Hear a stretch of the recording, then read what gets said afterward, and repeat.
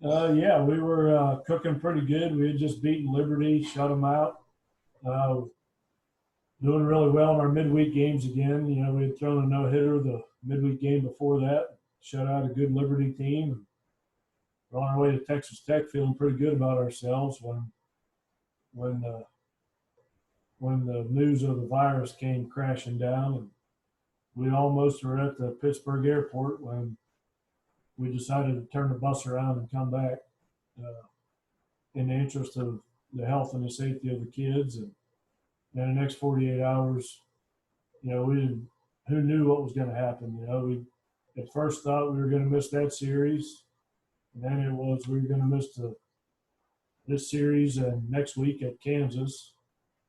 And then about a day later, they said, well, it's extended into the George Mason series, our first home weekend. So it just kept going and going and going, and we all know what happened after that. But just trying to deliver the message to the kids and be the go-between with the administration and the team, see the looks on their faces and the shock and the disbelief and the bewilderment. You know, it was a whirlwind there for about 48 to 72 hours. All right. If anyone has questions for Coach, go ahead and raise your hand. And the first one we got is from Greg Hunter. Go ahead, Greg. So, Coach, the typical question, what kind of contact have you had with your players? You know, what can you can't ask them to do anything, but what are they doing at this point in time? You know, they're doing what we're all doing, trying to stay safe and stay at home and do their part not to spread this thing. You know, that was my first message to them. When this all hit, you know, I told them I like to steal quotes from famous people and pass them on to people that need to hear them.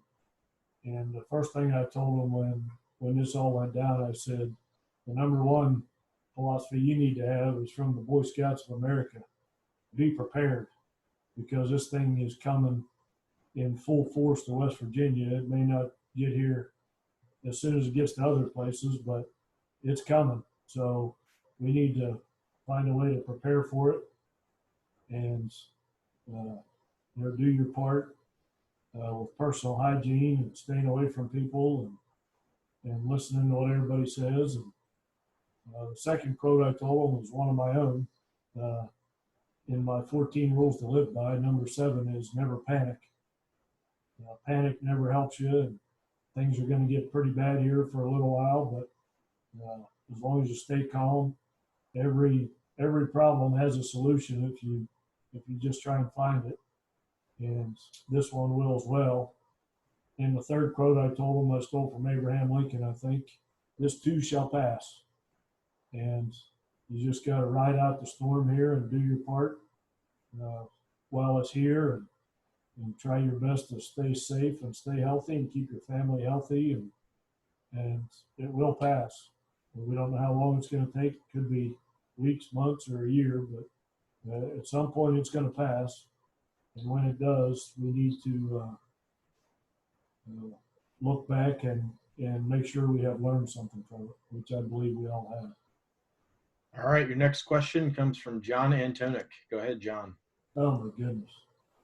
Well, I was going to ask you, Coach, I noticed your COVID-19 beard is coming in nice. Does that stay until the quarantine lifts? And then what have you been doing to keep yourself occupied?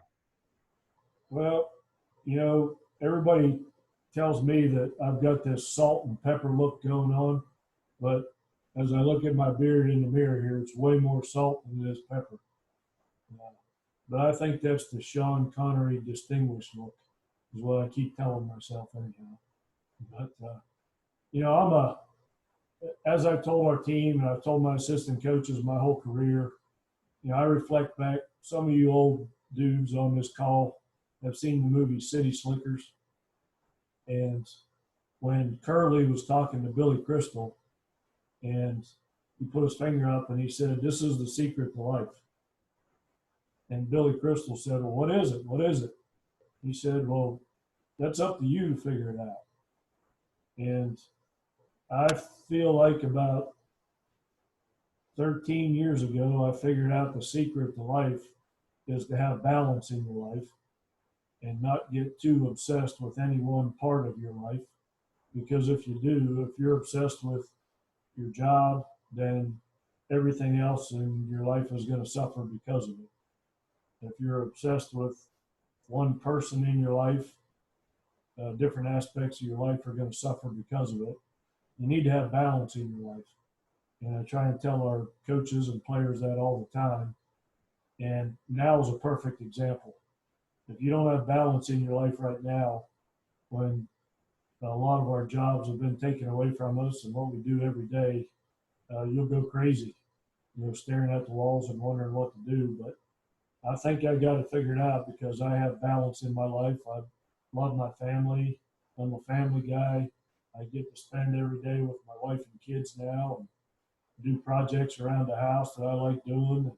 We're outdoors people, so we get out and hike and walk the dogs and fish. And heck, this morning I got up at 5 o'clock and went and sat in the woods and watched the sun come up, listening for turkeys to gobble.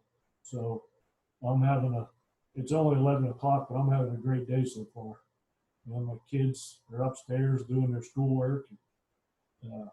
I've got that balance in my life, and I hate to think that people are going through a tough time and not taking advantage of the opportunities in front of them if they have them to spend time with their families, because this is a great time to do it. And I've been in college baseball now for over 30 years, and this is the first time I've got to spend an Easter Sunday from start to finish with them. And the month of March and April, get to do things with my wife and kids. So I'm gonna take full advantage of it, because you never know when it's gonna happen again. Next question is from Kevin Kender. Go ahead, Kevin. Coach, I know that you've been a proponent of moving baseball later in the year, the whole season. With the potential, that sports might shuffle around in this year, is this kind of a time to, I don't know necessarily push it, but maybe people might see the value in your proposal? I hope so. I haven't pushed it because I think number one on everybody's agenda right now is the health and safety of people. So I don't think this is any kind of time to push an agenda. But I have, when all this came down, we got turned around on a Thursday on our way to Lubbock when the bus got turned around. By Thursday night, I had a Big 12 schedule printed up, pencil and paper. I went through all the Big 12 teams and did a mock schedule starting on June 1st and ran through June and July and did all that and made it work. If somebody in all the conferences and meetings they had, if somebody ever entertained that thought, then I was just here to show them that it was possible. I wasn't pushing it by any means, but it would have been possible. And then when it got pushed back even further, I did another mock schedule that started in August, and I got all the Big 12 teams' football schedules and did two different baseball schedules. One in which no team would play a series at home during a home football weekend, and that was possible if anybody entertained that thought. But I also did one where you could play a home baseball weekend during a home football game. And I just thought that, if we played Oklahoma in football on a Saturday and everybody's in town, and we hosted Texas in baseball that weekend and played a single game Friday night, potentially a doubleheader on Sunday, I think every home game that we would have played would have looked like the regional that we hosted as far as crowds, because normally the biggest crowd of our spring is the day of the spring football game. So when people come to town, 40, 50,000 people come to town to see a football game, and a lot of them get here on Friday night. What better way to spend a Friday night than going to see a Big 12 baseball game? So, again, I wasn't pushing it, but just wanted to show people that if they wanted to go that route, that it was possible. But at this point, it's water under the bridge because nobody decided that they wanted to go that route. But to answer your question, I guess, in a roundabout way, when all this is over and it does pass and we do have a sense of normalcy again, I definitely think we need to revisit it. Okay, next question is from John. Go ahead, John. I'm on a roll. You mentioned when it does pass. You're in kind of a unique position because, they did allow the seniors to have another year, and roster-wise, you're dealing with more people than, say, I guess Sean Cleary, who told us he's dealing with 3 people that could possibly go back. Have you started to think about how you're going to work your roster with those guys that are going to come back, with the guys that you're bringing in? Your question was, have we started to think about it? That's all we think about, because we've been, as baseball coaches with the draft and not knowing what your team looks like, we're in the business of managing rosters. So yeah, as soon as it all went down and they said seniors could come back, then we have our coaches meetings and get together and figure out how we're going to pull it off. I think the decision that was made by the committee to allow the seniors to come back and everybody to have their year back was good for the seniors. It presents a lot of challenges, and some of the challenges are, they're overlooking the roster limit this year and the scholarships this year and everything this year. But for a lot of people, this year is not the issue. It's moving forward. Because I think we had, 12 to 14 freshmen on the team this year, and 12 to 14 incoming freshmen. And to give the current freshmen their year back, and for them to be freshmen again, this coming year, we're going to have a freshman class of over 25 people. And that's fine when you don't have a roster limit. But when they say the roster limit is only good for 1 year, and next year we're back to a 35-man roster limit, and we'll have 25 to 30 sophomores in one class on the team on a 35-man roster limit, that can't work. So I know what they were trying to do by letting the seniors come back, but they really need to address baseball moving forward. And the most encouraging thing about the decision that was made was that they did say that since college baseball is a unique entity, we're going to have to take a more in-depth look at college baseball. I've been waiting 35 years for that to happen, for somebody to take a look at college baseball and look at our challenges that we have that other people don't. We're the only roster limit team out there. We're the only team that has a professional draft that takes your kids. In a normal year, we lose 20% of our incoming class, 20% of our current team. We don't know what our team's going to look like from year to year. So I can't wait for the day when people get together and take a look at what's best for college baseball moving forward, because since I've been involved in college baseball the last 30 years, it's been no, cut. We cut scholarships from 13 to 11.7. We cut games. We limited the number of kids you can be on scholarship. We have roster limits. We tried to get a third assistant coach that didn't pass. It's every answer that we've ever tried to get has been no in college baseball. So hopefully one day that people will get together and logic will prevail. It's crazy to me. You guys know what my proposal is about playing in the summertime. The only way we're ever going to get anywhere is to generate revenue in our sport, and we don't do it. We just don't do it, and we just refuse to go anymore. All right. Next question comes from Greg Hunter. Go ahead, Greg. So Randy, what kind of issues do you have in terms of recruiting now, especially start looking at class of 2021? I mean, you normally would go out this time in the summer, be able to evaluate in person.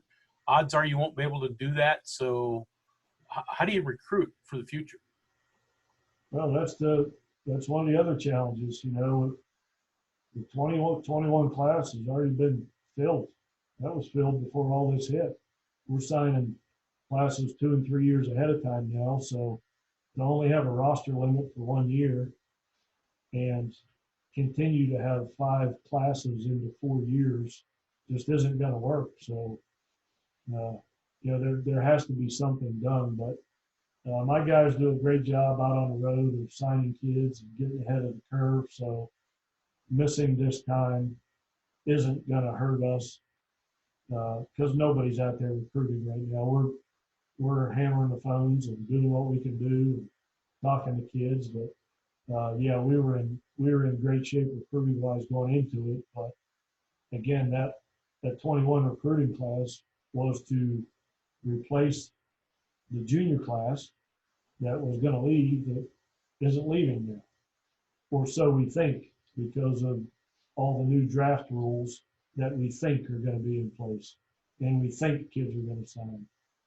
I saw somewhere if the Major League Draft cuts down to 5 rounds like they're talking about, there were, I think, almost 500 kids drafted last year in rounds 6 through 40 that were either college juniors or high school seniors or incoming junior college kids that in the past, those kids had a great chance of signing pro, but now they're going to be on our team, which is a good thing for college baseball, but just adds to the roster limit issues that are probably going to be in place, you know, next year at 35 again.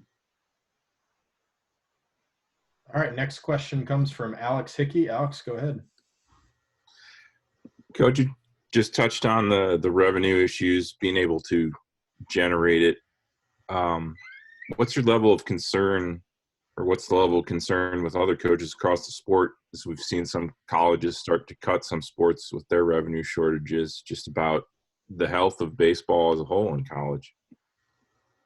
I mean, I think baseball is probably, I don't know, as strong as it's ever been, maybe. I don't know, but there's just so much left on the table, you know, and I think as a whole, college baseball, I think we have, I heard a coach say last week that there's 150 college baseball programs out there that aren't even fully funded scholarship-wise by their schools. So I think college baseball is as good as it's ever been, but when half the teams in the country don't even fully allot their baseball program with scholarships, then that says in itself that we've got a long way to go. We either need to everybody get together and move forward, or separate and move forward. All right, next question, Kevin Kinder. Kevin, go ahead. But you have 3 seniors on this year's roster. Have they made any final decisions yet? Do you know what their plan is for next year? No, they all. Another thing I try and teach my kids is not ever to make decisions before you have to make them. And until we know what's going to happen, there's no use them deciding. They all want to come back, and they're all excited to come back, but they're all potentially guys that could sign free agent contracts if things fall into place, or they could come back and be contributors to our team. So who knows what the future is going to hold, but they're in a waiting game just like everybody else, and trying to stay in shape and do the best they can, and just wait to see what happens. But love to have all 3 of them back. They were all 3 having really good years for us. Next question from Derek Red. Derek, go ahead. Hey, Coach, this is kind of an off the beaten path question, but you guys are kind of tangentially connected to it. With the talk about contracting minor league ball teams, and 3 of the 4 teams in West Virginia are on the chopping block. Morgantown is really the only one that's safe at this point. What do you think that's going to do to professional baseball as a whole, but not only that, but like guys like yours now and in the future that are these guys who could be lower round draft picks, but there are fewer teams now where they can go, and now and their opportunities and these opportunities might be gone from them, even though there are a lot of low round guys who do make major league rosters. When you say a lot, that's a really a relative term, and I tend to say that there are very few, because I've done the research, and a high school kid is drafted in the 27th round. The chances of that kid making the major leagues is really, really slim. You know, there's exceptions to the rule, of course, but I think Major League Baseball did what was right, and 95 to 100% of those high school kids that sign beyond the 20th round aren't going to see the big leagues and aren't going to use the college tuition money and aren't going to have a college degree. So I'm excited to see them do that, because that will make college baseball better, and it's what's right for the kids, because kids get caught up in chasing their dream and make decisions with their heart instead of their head, and forego a good opportunity to play college baseball to try and sign a minor league contract out of high school when they have literally no idea.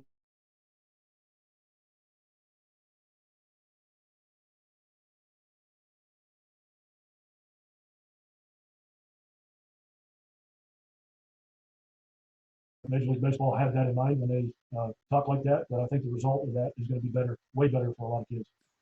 Just a reminder, if you have the question, or if you have a question, use the raise hand feature in participants.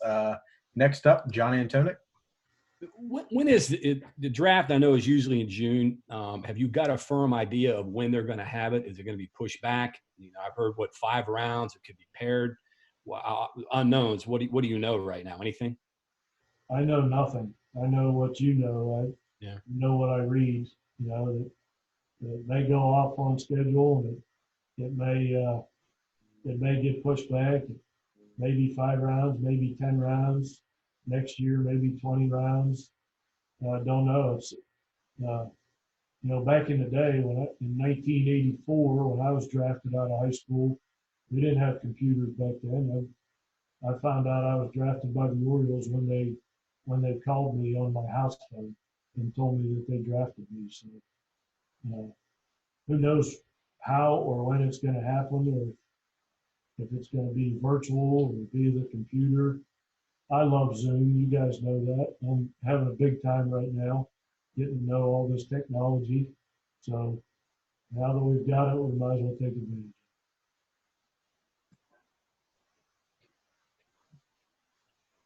Go ahead, John. Yeah, but that's just another.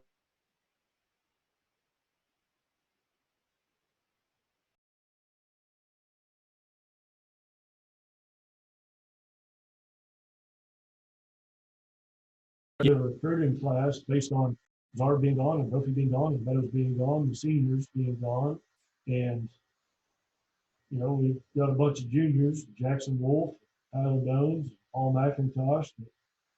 We have to project whether they're going to be gone or not. So you can't get caught holding the bag if you think they're coming back and they actually leave and you didn't sign anybody to replace them. So we've got 2 or 3 incoming freshmen that were slotted in that 6th to 10th round area. So we're going to have 5 guys on our team probably that weren't going to be on our team if the draft was the same.